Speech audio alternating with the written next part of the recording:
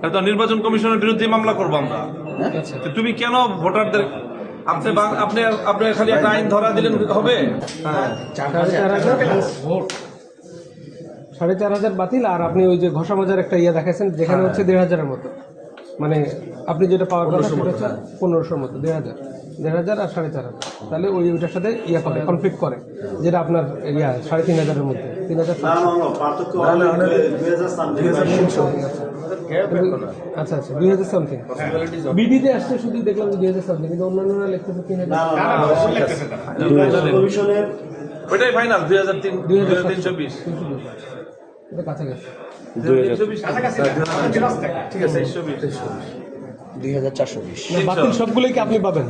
না, ম্যাক্সিমাম আমি পাবো। স্যার বাতিলের ধরেন যদি 4,000 প্লাস বাতিল হয়, 4,000-এর বেশি আমাদের থাকবে। আচ্ছা 4,000 না হলে 3,000 মিনিমাম। আপনি শুনেন, আপনি এমন একটা তো নির্বাচন কমিশনের বিরুদ্ধে মামলা করবো আমরা। তো তুমি কেন ভোটারদের আপনি খালি একটা আইন ধরা দিলেন হবে?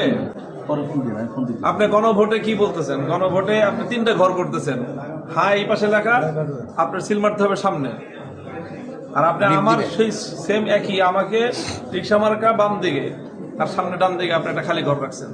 তো যে নাকি রিক্সা মার্কা সিল দিবে সে তো বিভ্রান্ত হয়েছে, যেটা নাকি ধানের শীষের ব্যাপারে ওই আসলে কি হয়েছে যে সেম একই জায়গাটা এই ডানের অংশটা।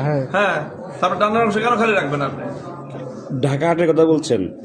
ঢাকা হাট এবং ঢাকা 13 সেম একই ধরনের। ওখানে হয়েছে ধানের শীষ যে সিচুয়েশনে পড়ছে, ঢাকা 13-তে রিক্সা একই সিচুয়েশনে পড়ছে। তো ঢাকা 8-এর ব্যাপারে তো নির্বাচন কমিশনের রেফারেন্সে আফরোজা আব্বাস সাহেব বলতেছেন যে এটা কাউন্ট করতে নির্দেশ দিয়েছে নির্বাচন কমিশন থেকে। তো নির্বাচন কমিশন থেকে ঢাকা 8-এর ব্যাপারে এক ধরনের নির্দেশনা দিবেন, তো ঢাকা 13-তে কি আমরা কি সেই নির্দেশনা পাবো না?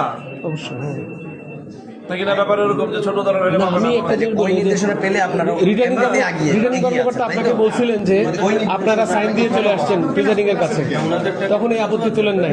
চলে আসে। আর কেউ